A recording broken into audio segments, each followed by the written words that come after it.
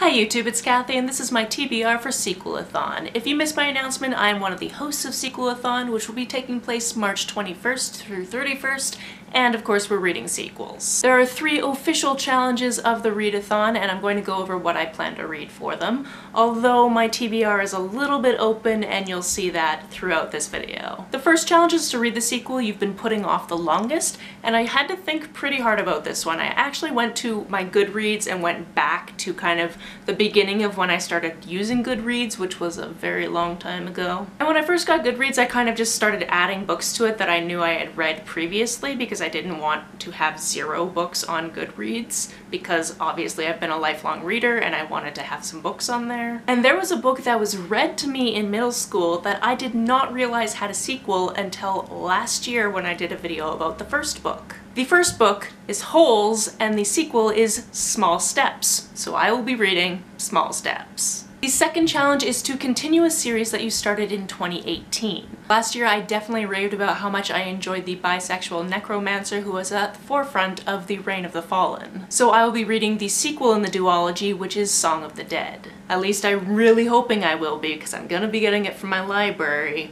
Hopefully. It's brand new, so I have holds on it both in physical and digital form, so it's gonna work out for me. It's gonna happen. The third challenge is to finish a series, and if I read Song of the Dead, I will in fact finish a series, because yes, a duology is a series. However, this would also be a perfect time to read Ink Death, because I have read the first 2 books in this series actually last year. I should probably get to the third one. And maybe I'll actually even read this one in physical form, because the other ones I have listened to as audiobooks.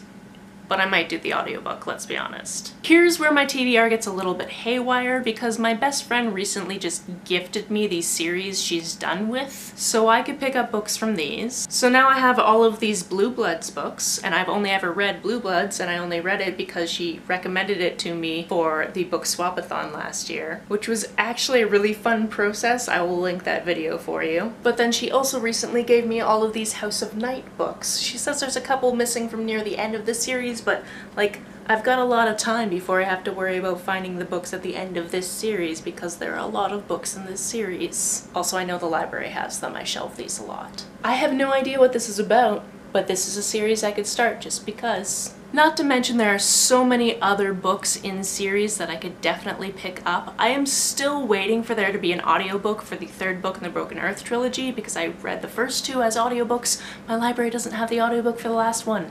Still waiting for that to happen. To be honest, I've forgotten most of what happened in that series. I would definitely need a refresher before going into it. Also, let this moment be my reminder to you that if you are reading a book from a series, which you will be because it's Sequelathon, maybe go back and refresh your memory as to what happened previously. Otherwise, if you're anything like me, you're gonna be a little bit confused. For example, when I read Inkspell, I got kind of confused every once in a while because I forgot which characters were which, because some characters have more than one name. So if I do pick this up during Sequelathon, I am going to reread the Wikipedia article about the 1st and 2nd books, just so I remember what happened. And there you have it. That is my very loosey-goosey TBR for the Sequelathon. What will you be reading for Sequelathon? Let me know about it down in the comments below. On the way down to the comments, if you hit that subscribe button, that would be very nice of you. You can like and share this as you see fit, and I will see you very soon. Bye!